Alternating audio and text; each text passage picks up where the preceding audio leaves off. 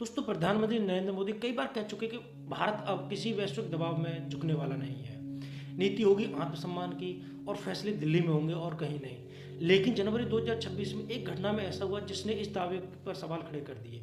धीरे धीरे ईरान का चावर पोर्ट भारत के आधिकारिक बयानों, सरकारी वेबसाइटों और रणनीतिक नक्शों से गायब होने लगा।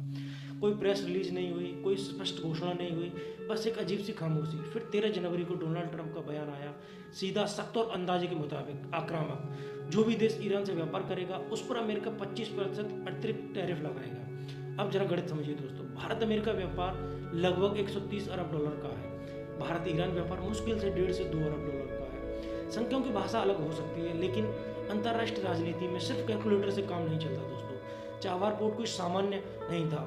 यह भारत के लिए पाकिस्तान को बाईपास करने का रास्ता था, अफगानिस्तान और सेंट्रल एशिया तक पहुंचने का एक जरिया। चीन के ग्वादर पोर्ट के खिलाफ एक रणनीतिक जवाब था, यानी यह प्रोजेक्ट आर्थिक रूप से ज़्यादा जियोपॉलिटिकल रूप से महत्वपूर्ण था। इसके बाद घटना तेजी से बदली, सरकारी कंपनी ने कदम पीछे खींचे, प्रोजेक्ट से जुड़े शीर्ष अधिकारियों के बदलाव हुए, सरकारी वेबसाइट अचानक से ऑफलाइन हो गई। अंत में चाबार का संचालन अस्थायी रूप से फिर से ईरान के नियंत्रण में चला गया। सरकार की ओर से कहा गया कि यह कोई एग्जिट नहीं है, यह स्ट्रेटेजिक पॉज है। शब्दों में बड़ा फर्क हकीकत में नहीं है दोस्तों।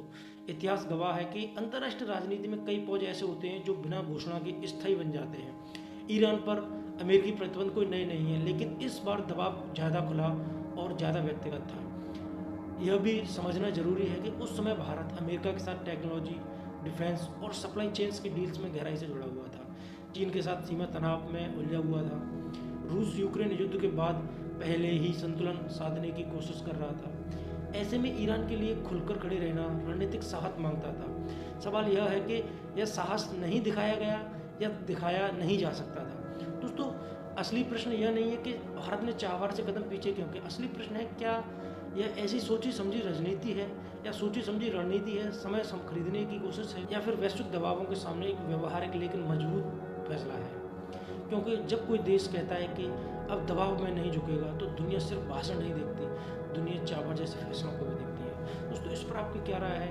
क्या वास्तव में इस तरीके के फैसले भारत की छवि को खराब करते हैं वैश्विक लेवल पर? आप हमें कमेंट बॉक्स में बता सकते हैं। और इस तरह की वीडियो देखने के लिए आप हमारे साथ जुड़े रहें। आप देख रहे हैं दोस्तों अनटोल्ड स्टोरी।